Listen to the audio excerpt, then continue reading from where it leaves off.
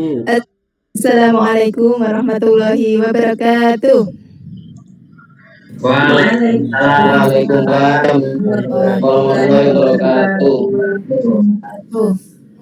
Gimana kabarnya anak-anak hari ini? Semuanya sehat? Alhamdulillah. Alhamdulillah. Semoga kita semua selalu dalam lindungan Allah. Amin. Amin. Nah, sebelum pelajaran kita mulai, terlebih dahulu kita berdoa. Kita mau berdoa sambil mengingat-ingat gerakan sholat ya anak-anak ya. Nah, lihat jari Bu Guru. Kalian tirukan. Nah, kalian tirukan ya. Nah, kita berdoa harus dengan sikap sempurna. Jangan sambil bermain ya. Nah, perhatikan. Ini masjid, ini jamaahnya, takbiratul ikhram, ruko, i'tidal, sujud, duduk di antara dua sujud, salam kanan, salam kiri, berdoa.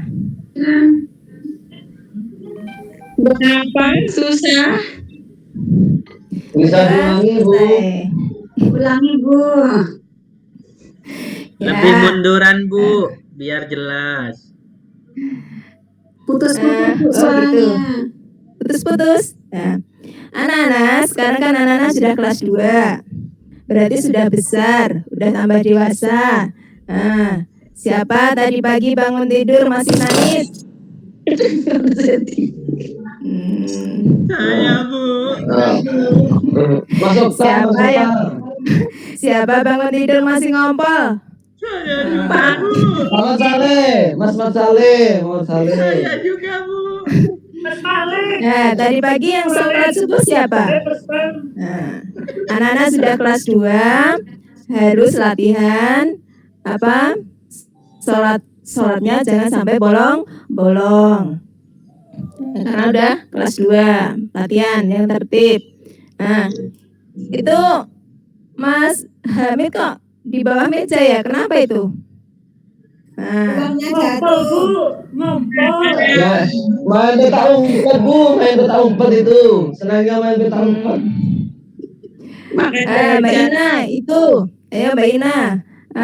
Dagunya jangan ditaruh di atas meja, nanti jadi malas untuk belajar. Sebelum pelajaran kita mulai, kita absensi dulu ya. Mbak Irma ada? Hadir? Ada, Bu. Mas Mali? Ada, Bu, ada. Ya, Mas Hamid. Tadi yang di bawah meja itu?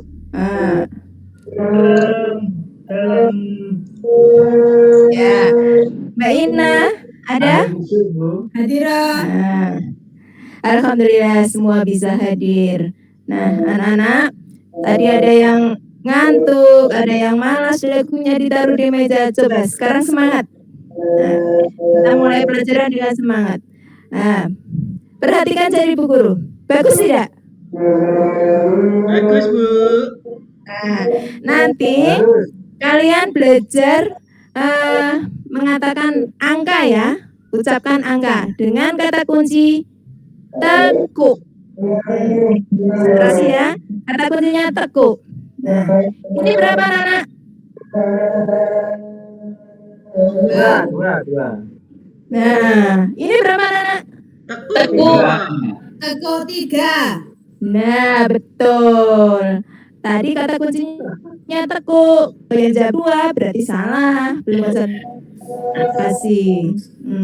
Ini berapa? Teko 3.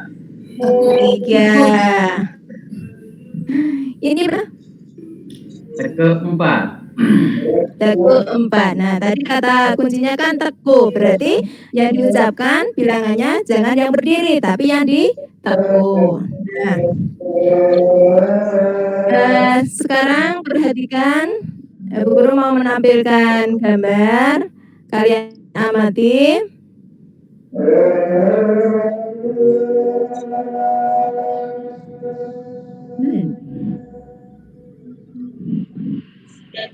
Matikan dulu ada azan.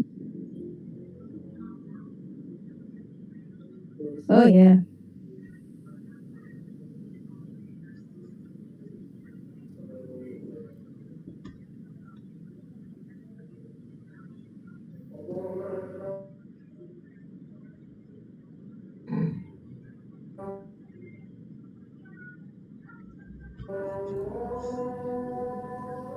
Nggak muncul.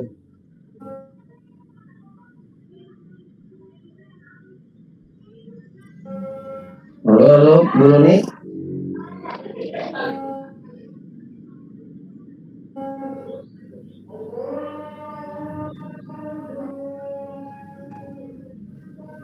Gimana? Ayo, nggak muncul, Bu. Belum ada gambarnya, Bu. Oh ya, bentar. Sinyal, Bu, sinyal. Iya. Loh, Mbak, di Gunung Kidul.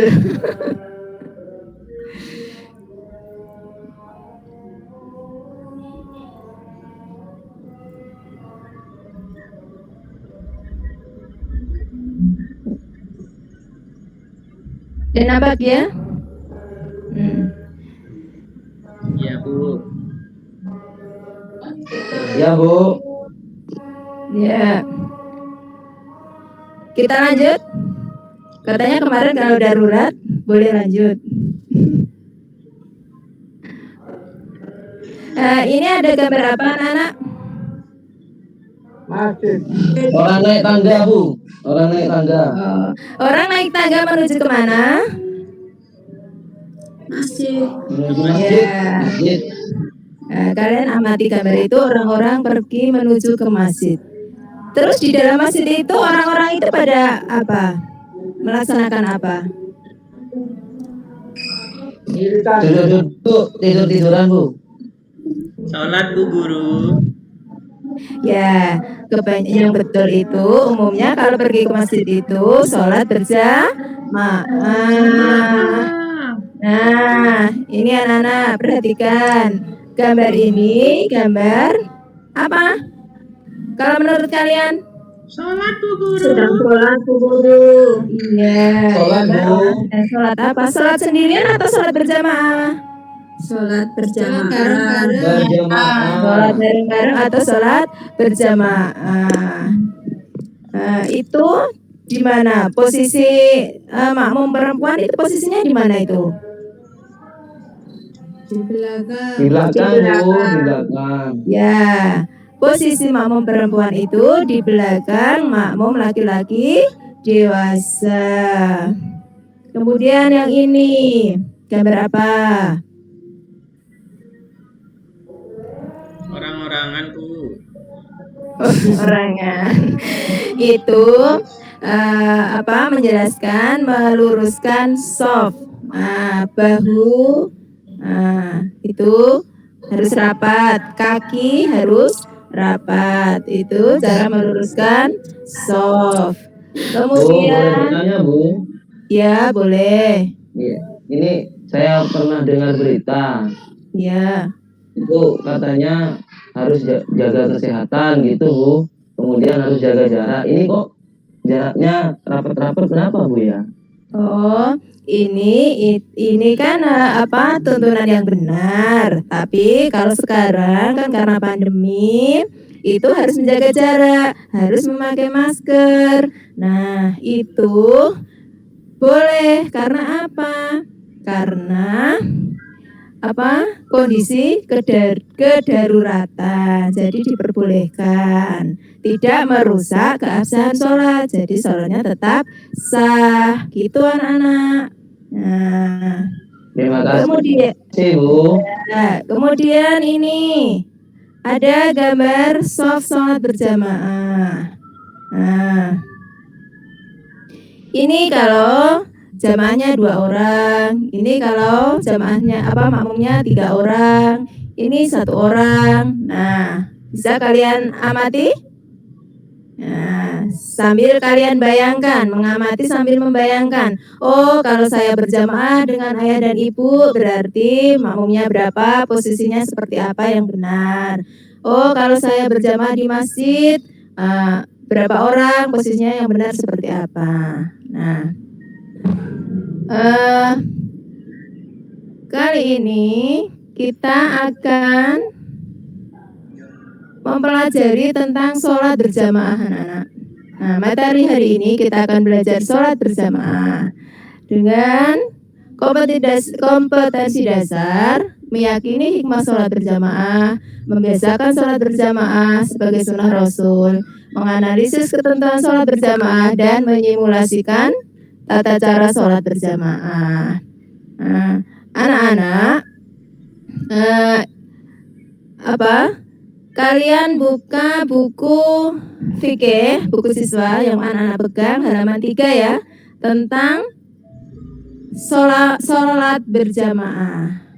Nah, kalian baca-baca 3-5 menit. Sudah?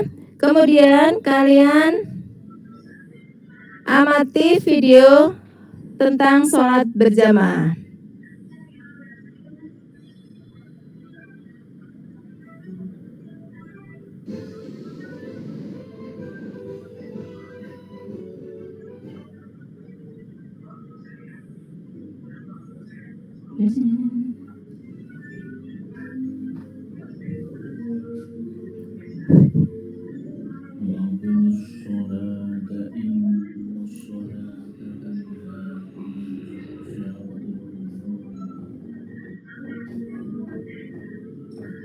Dirikanlah salat, karena sesungguhnya salat dapat mencegah dari berbagai keji dan luka.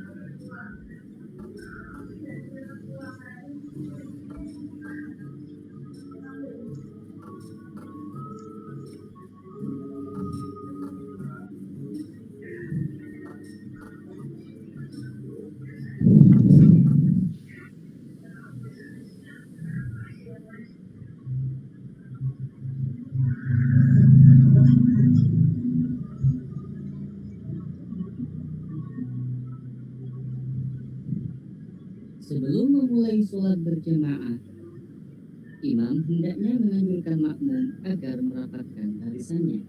Jangan sampai ada celah di antara makmum. Barisan terbilang rapat jika lengan makmum saling dempet satu sama lain. Dalam bacaan sholat seperti takbir dan lain sebagainya, makmum membelangkan suaranya, sekiranya didengar oleh dirinya sendiri. Begitu juga dalam melakukan gerakan sholat, makmum tidak boleh bersamaan, mendahului, atau terlambat satu rukun dari gerakan imam.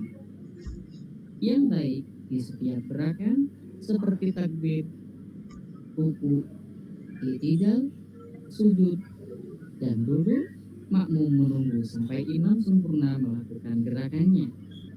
Setelah takbir, imam dan makmum sama-sama membaca doa iftitah. Di saat imam membaca surat Al-Fatihah, makmum khidmat mendengarkan bacaan imam. Ketika imam selesai membaca surat Al-Fatihah, makmum serentak membaca amin. Bacaan amin makmum dianjurkan bersamaan dengan aminnya imam. Untuk itu, imam disunahkan berhenti sejenak setelah membaca waladdallin.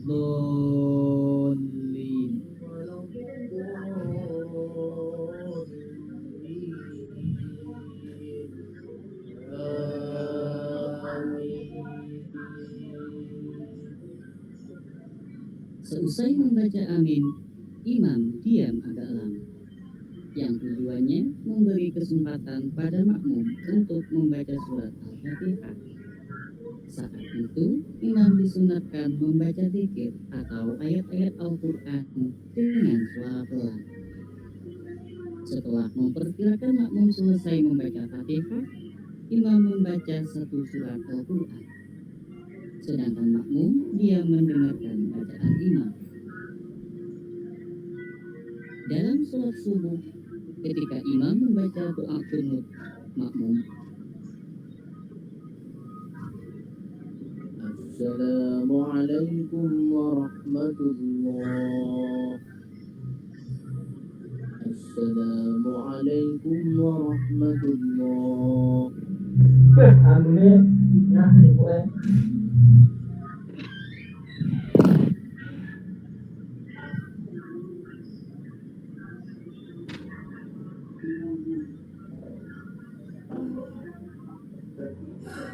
Makmum yang baru datang dan tidak ada waktu yang cukup untuk membaca Fatihah, maka ia langsung bertakbir dan membaca Fatihah secepatnya. Jika di pertengahan membaca Fatihah imam melakukan ruku, maka ia juga harus mengikuti imam melakukan ruku tanpa menyempurnakan Fatihahnya. Atau belum membaca Fatihah, sementara imam melakukan ruku, maka ia juga harus mengikuti imam melakukan ruku tanpa membaca surat Fatihah. Keduanya tetap mengikuti rakaat, asalkan makmum masih mengikuti tumakninah dalam ruku bersama imam. Beda halnya jika tidak mengikuti tumakninah dalam ruku bersama imam, maka makmum tidak mendapatkan hitungan rakaat dan harus menambah rakaat setelah salam imam.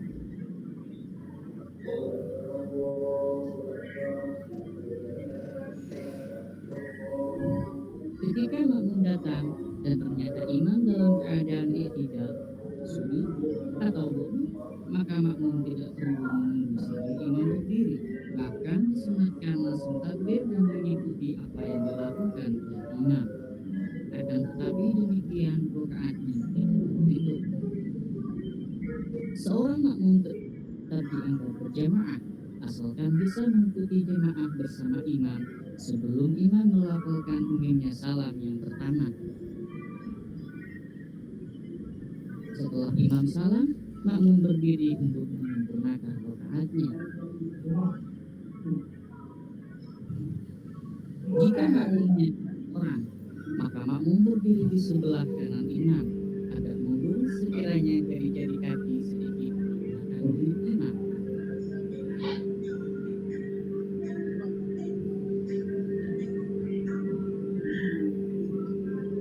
Jika ada makmum lain yang datang, maka ia berdiri di sebelah kiri imam, lurus dengan makmum yang ada.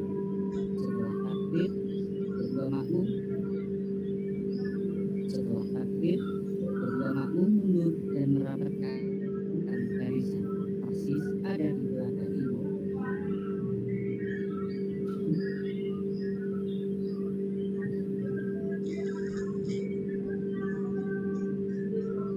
Shaf pertama sudah sempurna, maka berdiri di shaf kedua.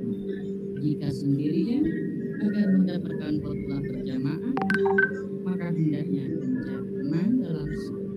Bisa jadi dengan cara menarik seorang makmum di depannya setelah melakukan takbir.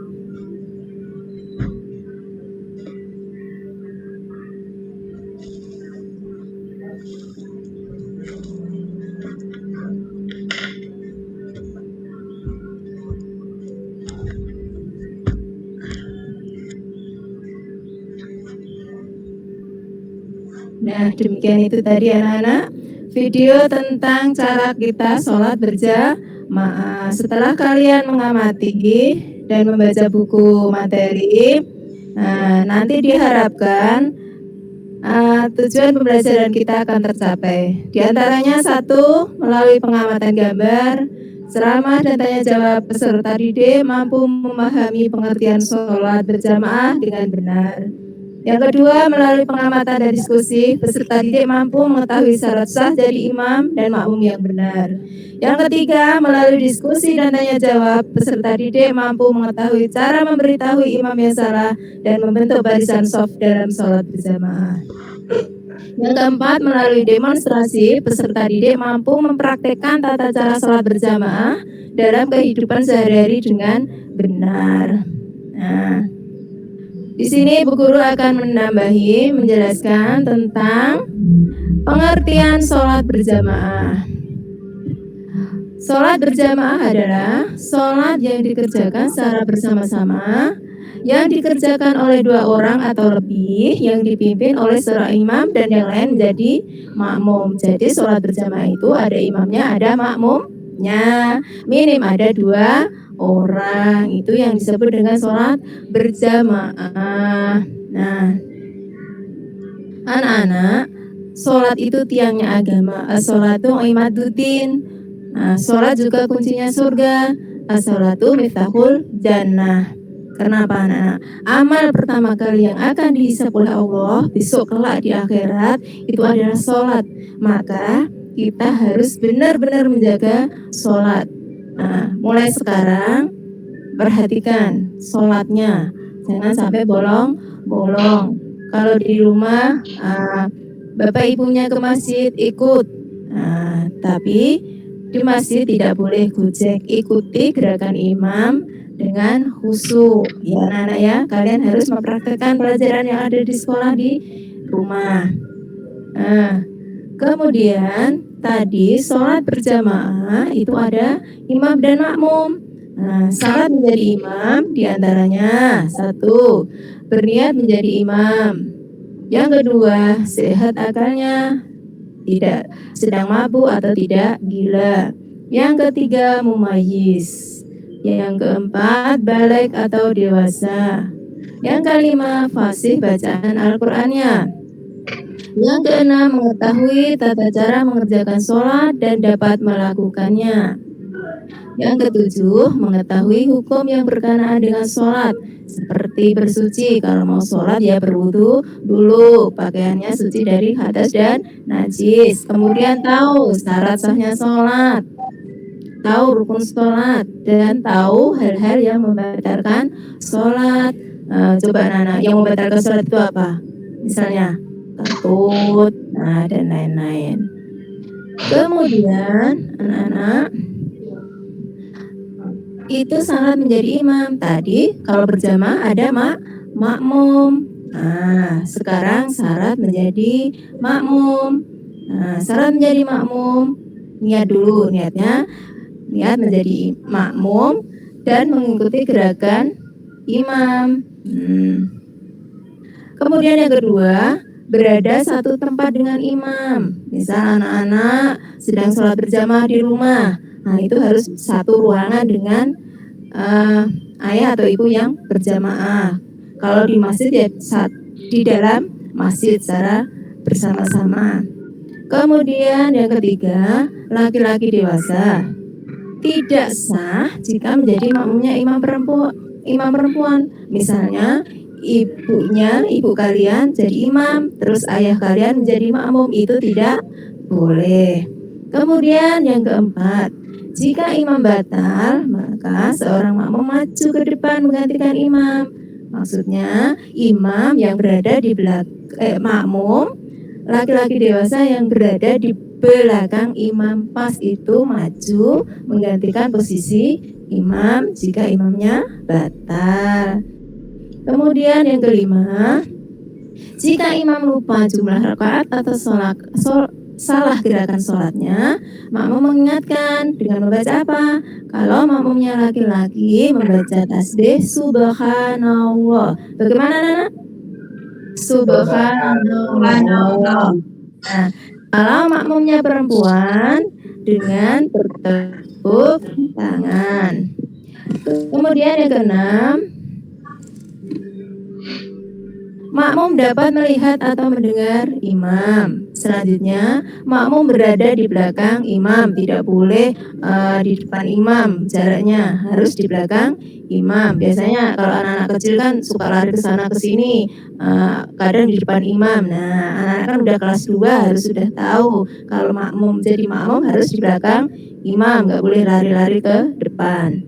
Kemudian yang kedelapan, mengerjakan ibadah sholat sama dengan imam, mengikuti. Kalau imam takbiratul ihram ya ikut, kalau ruku ya ikut, pokoknya mengikuti imam. Nah, kemudian ya tadi udah ya cara makmum menegur imam yang salah. Nah, kalau makmum laki-laki mengucap tasbih subhanallah, kalau makmum perempuan dengan bertepuk tangan. Terus banyak sekali anak-anak hikmah sholat berjamaah itu.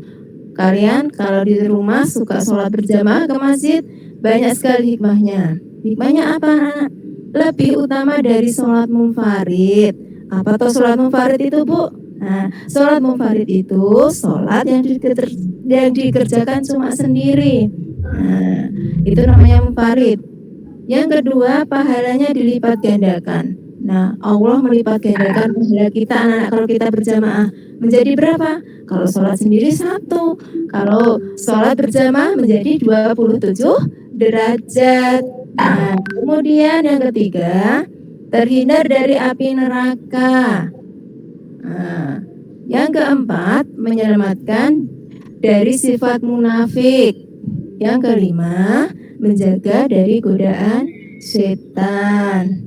Nah, ada pertanyaan anak-anak sampai di sini Bu Guru menjelaskan tentang sholat berjamaah? Ada pertanyaan tidak? Tidak. Kalau tidak, kita lanjutkan. Karena kelas ini jumlahnya ada 12 orang anak, maka Bu Guru bagi ya menjadi 3 kelompok. Nanti tiap kelompok menggambar. Nanti ada soalnya, soal diskusi. Nah, tiap kelompok nanti tadi kan sudah dijelaskan Bu Guru apa pengertian sholat berjamaah, kemudian membuat shaf. Kalau jumlah makmumnya 2 orang, bagaimana shafnya. Nah, itu nanti ada di kertas kelompok, kertas tugas kelompok. Kalian kerjakan, kalian diskusikan. Kemudian nanti diwarnai ya anak-anak. Terus nanti menggambarnya tidak usah sulit-sulit menggambar orang. Cuma lingkaran saja, kepalanya lingkaran, kemudian bawahnya kotak. Yang penting posisi-posisi shaf itu benar, ya. Nah, boleh diwarnai. Maksudnya mewarnai itu misal dalam kotak bajunya itu pakai baju warna apa? Merah, apa biru. Nah, biar bagus. Nah, Bu Guru kasih waktu 10 menit ya anak-anak ya untuk menggambar. Nah, sudah selesai anak-anak? Nah, kita kumpulkan. Nah, setelah Bu Guru lihat hasil diskusi kalian sudah pandai. Ternyata kalian tadi benar-benar memperhatikan. Oh, sholat berjamaah makmumnya 2 itu posisinya seperti apa, kalian bisa menggambar. Terus apa tuh sholat berjamaah itu kalian bisa menjelaskan. Nah, kemudian anak-anak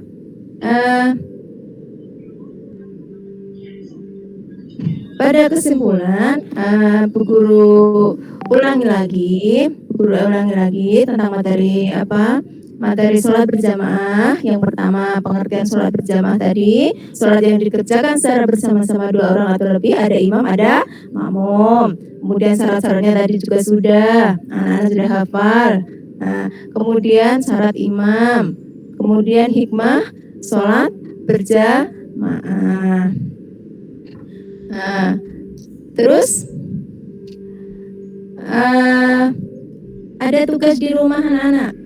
Nah, dikerjakan, dikumpulkan minggu depan. Tugas di rumah mengenai apa yang kalian pelajari hari ini.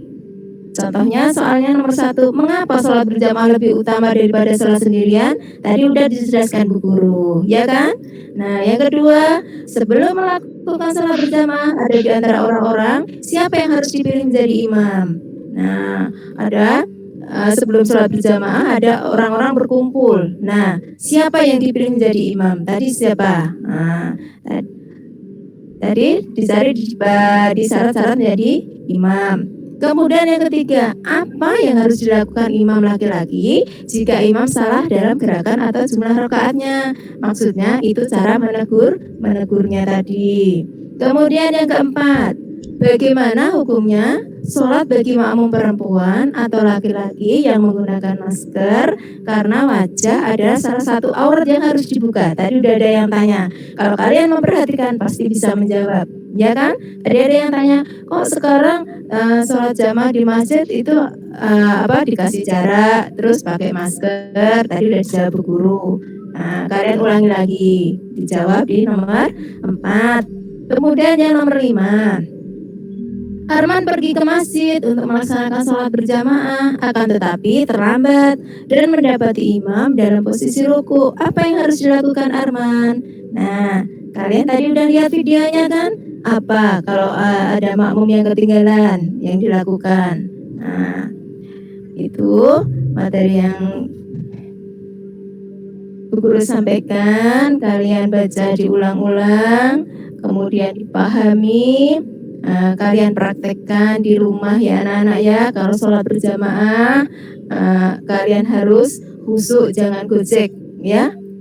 Harus mengikuti gerakan imam. Sebelum Bu Guru tutup, ada pertanyaan anak-anak?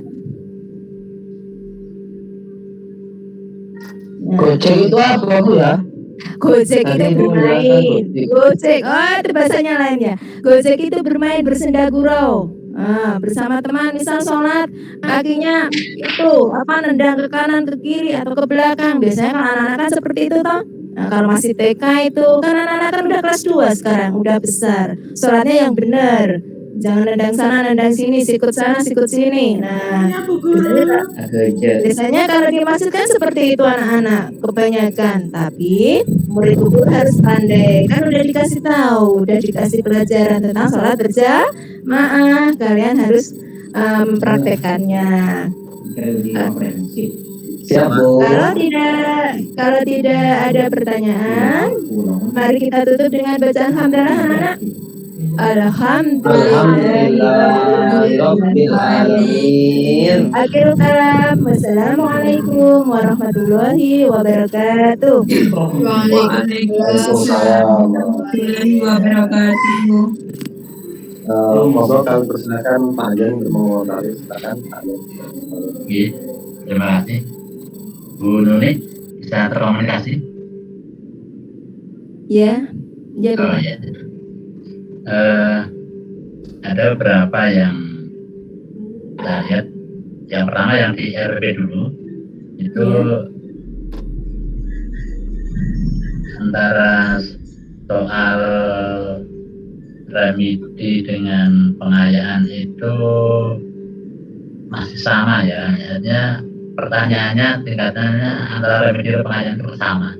Nanti bisa dikembangkan lagi. Oh, ya. iya. Kemudian untuk yang pelajaran PIR ini, sekali lagi untuk ke depan tuh untuk PPT-nya dikembangkan lagi, tidak hanya monoton. Ya, dan juga ada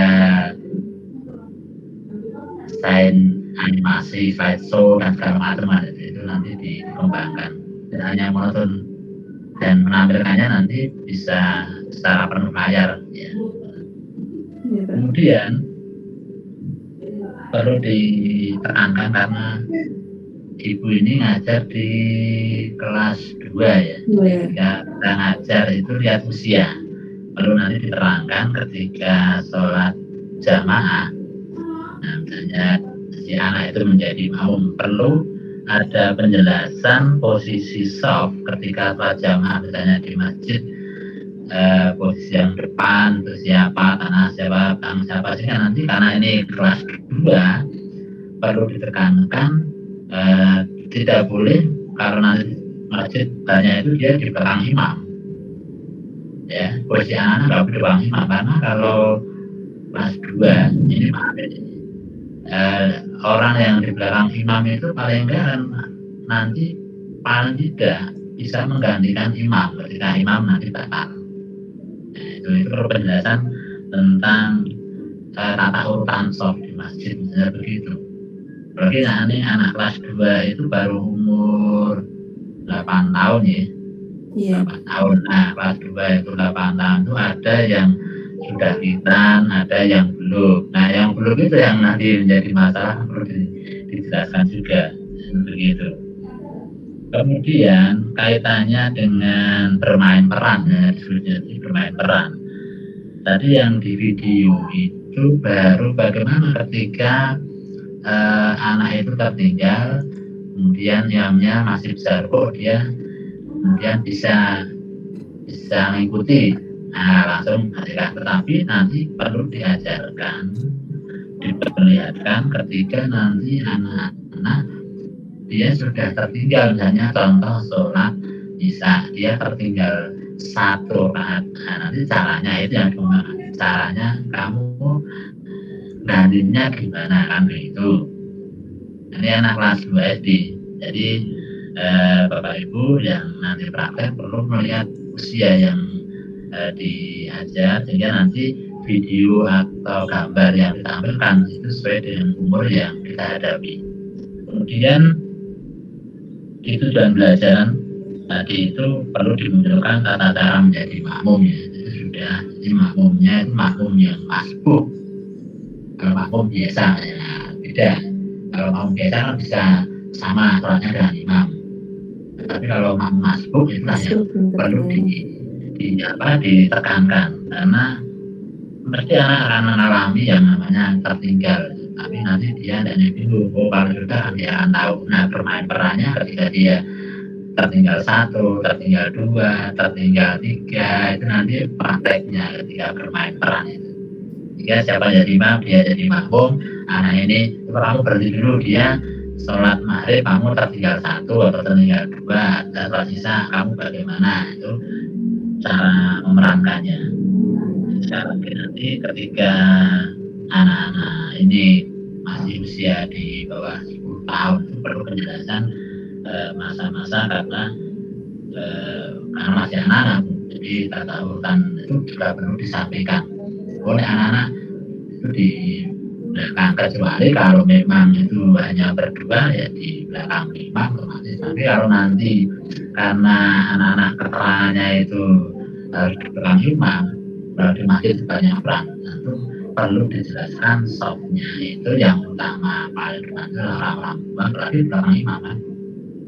Imam itu harus orang yang nanti mampu menggantikan imam, karena syaratnya imam itu kan sudah ilmu keluasannya bagus, bacaannya masih kan, bacaan di Quran pun hafalannya banyak kan, begitu juga perlu disampaikan. Tapi yang jelas anak-anak tata urutan softnya kalau di masjid banyak itu. Ini khawatir teman-teman jono ngarep itu ya kan, ini perlu pemahaman ya, perlu pemahaman di bermain peran untuk anak-anak. Oke, terima kasih, sudah bagus Bu. Terima kasih Pak. Dan lancar, monggo Pak Sigit.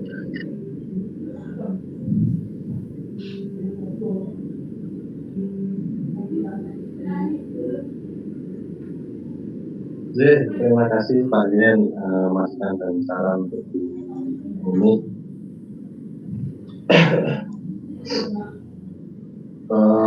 Bapak Ibu yang berbahagia, Bapak Ibu, saya menyambung dari Pak Yen. Bapak Ibu bisa mencermati PPK punya Kemendikbud ini, penguatan pendidikan Arab, bisa di Iya Pak, bisa Pak. Bisa. Sebelum ke Bu Nuni, saya mau tanya, kalau materinya tentang sholat berjamaah itu karakter apa yang dibangun atau dikembangkan Bu? Disiplin kayaknya. Ya, disiplin. Selain disiplin apa Bapak Ibu? Gotong royong. Gotong royong. Gotong royong. Apa ini? Kebersamaan.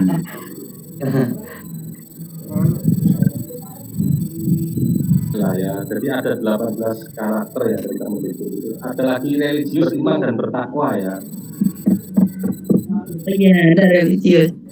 Bu Nuni, Iya Pak. ya, Bu Nuni itu di penilaian karakter atau evaluasi itu menulis jujur, tanggung jawab, santun. Ya ini, ya tadi kalau mengikuti saran dan masukan teman-teman tadi. Disiplin karena berjamaah tepat waktu hadir, kemudian tadi ada beriman bertakwa, kemudian ada gotong royong apa tadi kerjasama ya, itu ya ini. Kemudian cara mengukurnya, rubrik dan sekolah. Bu Nuni ini tadi jujur mengerjakan tugas. Sebetulnya gini Bu, untuk membangun karakter atau karakter pemimpin ini memang di dalam TP ya, memang tidak diinputkan, tidak diekspresikan maksud saya ya. Sehingga terkadang guru itu lupa untuk memunculkan di evaluasinya gitu ya. Atau kalau nanti ditambah dan sekolah kemudian cara mengukurnya anak itu disiplin atau bermain seperti apa. Ini tolong Bapak Ibu, ini salah satu perjuangan ya dari negara bahwa untuk SD terutama, jadi Bapak Ibu SD itu kalau untuk pendampingan guru untuk sikap itu lebih tinggi daripada SMP dan SMA, karena di SD itu butuh pendampingan yang luar biasa, terutama untuk hal sikap. Semakin tinggi level pendidikan, maka pendampingan untuk sikap itu semakin kecil, tapi lebih luas untuk terutama dan psikomotor itu semakin tinggi level pendidikan. Tapi semakin rendah level pendidikan, maka pendampingan sikap itu lebih tinggi daripada pengetahuan dan keterampilan. Termasuk begini, guru ini bingung gitu kan? Iya Pak. Ya, jadi untuk tingkat SD, SMP itu Bapak Ibu tolong hindari bahasa lokal ya, pastikan bahasa yang digunakan adalah bahasa Indonesia. Khawatirnya di kelas Bapak Ibu, walaupun masalah yang ada di Madura misalnya, ada siswa Papua, ini kan kasihan kalau pakai bahasa Madura. Saya aja banyak yang nggak paham bahasa Madura. Iya. Pak. Iya. Coba nanti kalau PPT-nya Pak Saleh pakai bahasa Madura, wah saya paham. Nanti kalau seluruhnya Pak Sigit. Iya. Iya, karena di Madura nggak ada hijau. Iya. Hirup. Ya tadi contoh lah ya, tadi saya masih mendengar beberapa kata bahasa Jawa ya. Iya tadi dia. Kan sepeda termasuk gojek gitu ya. Kalau tahu saya gojek itu ngomongnya GoGrab gitu ya. Ada GoFood gitu ya. Kemudian untuk pendidikan PAUD atau TK itu masih menggunakan bahasa ibu. Yang untuk PAUD pendidikan anak usia dini masih menggunakan bahasa ibu, itu nggak apa-apa, nggak masalah ya, karena memang anak PAUD itu belum tahu ya. Tapi pelan-pelan nanti diselingi dengan bahasa Indonesia. Ini aturannya memang begitu, dari bahasa Jawa kalau di Gunung Kidul itu merdu gitu ya. Kemudian untuk aspek kognitif psikomotor tadi sudah saya menyampaikan beberapa ya, jadi saya tidak mau fokus sana. Kemudian materi tolong diperluas sumbernya. Kemudian untuk penilaian tadi sudah disinggung Pak Yon terkait dengan remedi pengayaan tolong ditingkatkan ya. Harusnya kembangkan untuk tiga aspek itu ya. Penilaian tadi hanya tugas saja, tetapi ada kognitif atau tadi juga belum sih. Masa efektifnya tolong dirubah tuh ya. Kemudian untuk model pembelajaran tuh tadi ya, saya menangkap dari presentasi itu modelnya PBL itu di RPP masih bingung untuk mau menulis apa gitu ya. Kemudian strateginya tadi pembukaan kelompok, kemudian pendekatannya scientific approach ya, scientific. Metodenya Bu ditambah ya, selain diskusi tadi Ibu menjelaskan ada simulasi, tadi dikuatkan oleh Pak Yan ya, masukan Pak Yan ada bermain peran atau role playing ya, untuk metode pembelajarannya. Kemudian untuk teknik ya, karena itu tadi menjelaskannya sebelum diskusi, maka teknik pembelajarannya menggunakan pemberian penguatan pertanyaan tadi ya, pertanyaan dan penjelasan dulu itu teknik yang digunakan di unit. Kemudian untuk cara tulis di RPP tolong itu diperbaiki. Baik, saya kira itu Bu Nuni 9 menit dari saya, mudah-mudahan nanti bermanfaat. Saya kira Terima kasih Bapak. ada yang Bapak Ibu yang mau mengasihkan komentar saran monggo.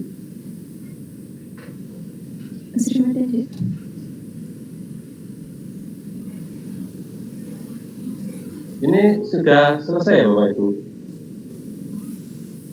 Masih Pak Holis. Tinggal Pak Holis Pak. Oh Pak Holis sudah tidak. Terakhir Pak. Ya Pak Holis sudah tidak.